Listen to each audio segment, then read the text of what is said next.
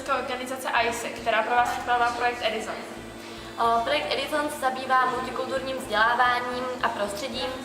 Jedná se o to, že sem do České republiky přijde několik zahraničních vysokoškolských studentů, kteří se nějakým způsobem snaží zinteraktivní výuku na základních a středních školách, a to například různými prezentacemi, videí nebo nějakými hrami a tak dále.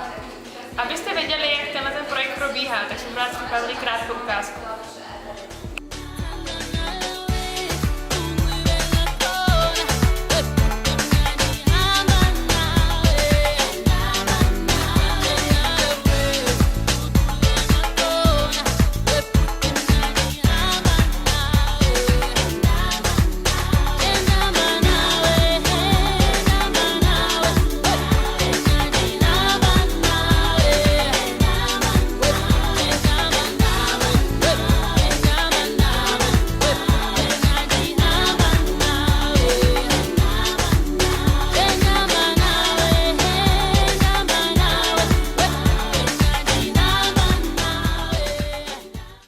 Sharing the Spanish culture with young guys and young girls is one of the most awesome experiences I ever had in my life.